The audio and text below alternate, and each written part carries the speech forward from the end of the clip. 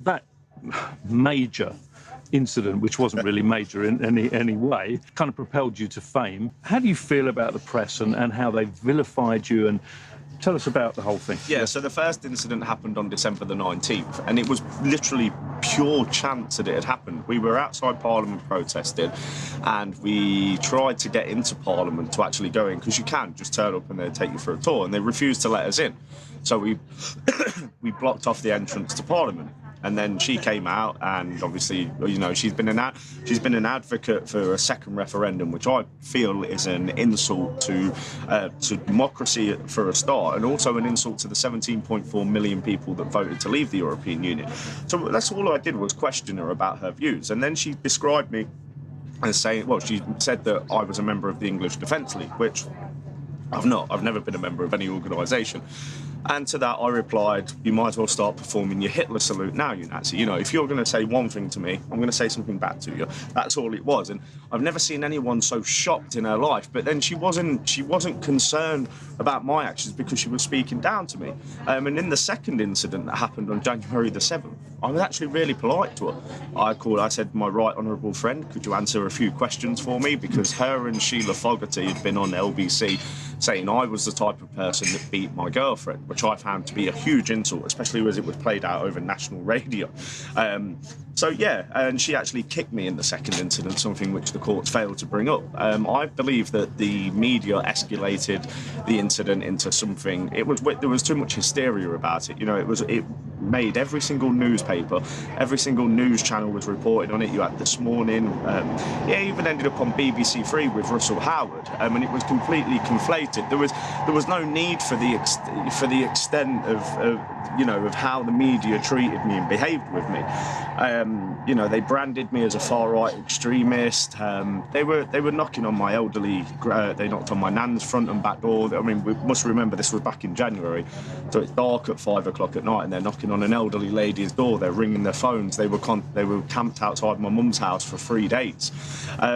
And it was for what, really? For approaching a politician. And I think the incidents that have happened has shown the level of hypocrisy and the blatant bias from the establishment, because some people don't agree with what I did, and they're entitled to that opinion. But the word that I use, Nazi, is something that's thrown at me almost every day. It's thrown at any right-wing activist. And I go out and work, and I do my reporting when we go to these protests and lead my own protests, and I'm attacked all the time. I'm physically attacked. I'm attacked with words, and nobody's ever arrested when they attack me. So yeah, in regards to the Soubry incident, I think all it has done is raise my profile and given me a platform. And yeah, that's it really. I just want to now carry on focusing on the key issues that we were protesting for before, which was about Brexit, which was about the Islamisation of the country, and those two causes are something that means so much to me. And in regards to Brexit, the people like Anna, that incident wouldn't have happened if people like Anna Soubry and people in the political class had implemented what the people voted for instead of trying to drag it out and ultimately cancel it. It is their fault that they're seeing such, strong-willed protests, because they're actively denying the will of the people. And like I said, I called her a Nazi, not in the sense that she wants to genocide a whole race of people, but I called her a Nazi, and they've behaved like Nazis ever since. They've silenced my free speech. They've treated me, they've come down on me and then they've said that I'm a threat to democracy, and she's allowed to go on national television and brand me a racist, a fascist, and say that I need sorting out. And no actions have been taken against her. So, like I said, I think the incident exposed the hypocrisy in this country, and it also exposed how the establishment will treat you if you have views that differentiate from the narrative that they're trying to push. Absolutely. And some of the rallies that I've filmed and attended, I mean, I see a constant, say Tommy Robinson is called a Nazi all the time. Yeah. Brexiteers called Nazis. Why are those people not arrested? Because they have the right politics. I mean, we saw David Lammy. He went on the Andrew Marr show. He was speaking at two People's Votes rallies, and he branded the ERG, the European Research Group, Jacob Rees-Mogg, as Nazis, and Anna Soubry applauded that.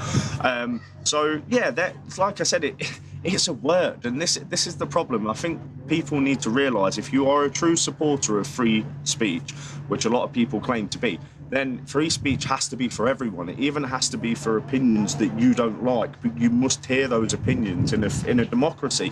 And that's what a real democracy is. It's a place where the will of the people is upheld, free speech is upheld, and your democratic rights aren't infringed on. You ended up in court over this whole incident. I mean, how was that?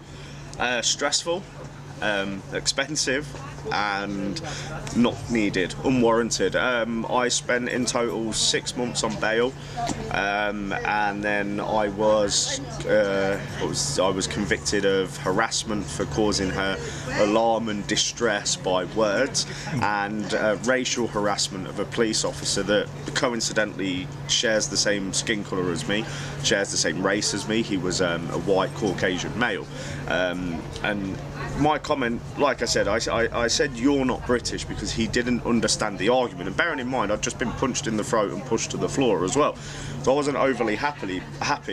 But like I said, what I said to him was true. It was a fact. You know, you're not British. You don't understand why we're so passionate about this. And he said that he felt alarm and distressed by it. This is a police constable.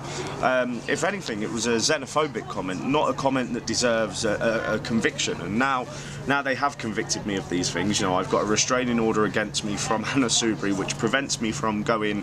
It's a small area in London, from Downing Street across to the Victoria Embankment, a quarter of Westminster Bridge and the Houses of Lords. I'm banned from there for 5 years. So my intention, which I'll happily tell you on the camera now, I believe that there's going to be a general election coming up, and as I said previously, it is my intention to run against Anna Soubry in this next election.